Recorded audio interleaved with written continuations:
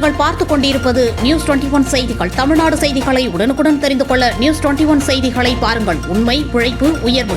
ஆற்காடு விடுதலை சிறுத்தை நகர செயலாளர் டி. ராஜன் தலைமையில் கலெக்டரிடம் புகார் மனு.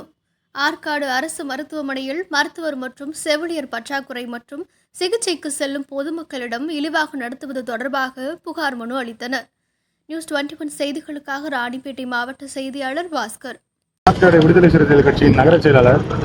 நம்ம ஆற்காட்டில் இருக்கிற அரசு மருத்துவமனையில் அடிப்படை வசதி இல்லைன்னு சொல்லிட்டு இங்கே மக்கள் குறைத்திருக்கும் நாளன்னைக்கு இன்னைக்கு திங்கட்கிழமை நம்ம மாவட்ட ஆட்சியர் அலுவலகத்தில் மனு கொடுக்க வந்திருக்கோம்.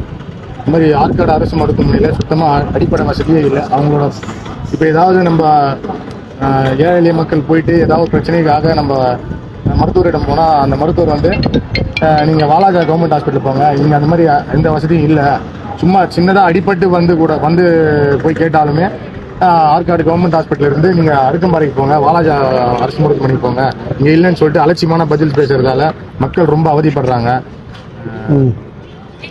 வணக்கம். ஆற்காடு நகர பொருளாளர் என் பேர் அருண். இப்போ நகர செயலர் தலைமையில் தான் வந்து ராஜன் நகர செயலர் தலைமையில் தான் வந்து மனு கொடுக்க வந்திருக்கோம். மனு கொடுத்துட்டோம் உள்ள. இப்போ என்னென்னா ஆற்காடு அரசு பொது மருத்துவமனையில் எந்த விதமான அடிப்படை தேவைகளுமே கிடையாது. ஒரு சாதாரண ஒரு அடிப்பட்டாலோ வயிறு வலி வாய் வலின்னு வந்தால் கூட உடனே வாலாஜப்போ அடுக்குமாரப்போ அப்படின்னு அனுப்பிச்சிடுறாங்க. ஒரு தையல் ஒரு 4 தையல் தான் போடணும். ரத்தம் பார்த்த உடனே அவங்களுக்கு எதாவது பயமாயிடுதானு தெரில, உடனே வாலாஜப்போ அடுக்குமாரப்போன்னு அனுப்பிச்சிடுறாங்க. இசிஜி கிடையாது, இசிஜி மிஷின் பேப்பர் இல்லைன்றாங்க, எக்ஸ்ரே மிஷின் வேலை செய்யலைன்றாங்க. கொசு கடிக்குதுன்னு ஆற்காடு அரசு வீட்டிலேருந்து கொசு கடிக்குது, மலேரியா டெங்கு வந்துன்னு போய் மருத்துவம் பார்க்க ஆற்காடு பொது மருத்துவமனைக்கு போனால் அங்கே ஒரு கொசு நம்மளுக்கு கடிக்குது. அந்தளவுக்கு சுகாதார கேடாக தான் இருக்குது. அதே மாதிரி அங்கே அடிபட்டு போகும்போதும் அங்கே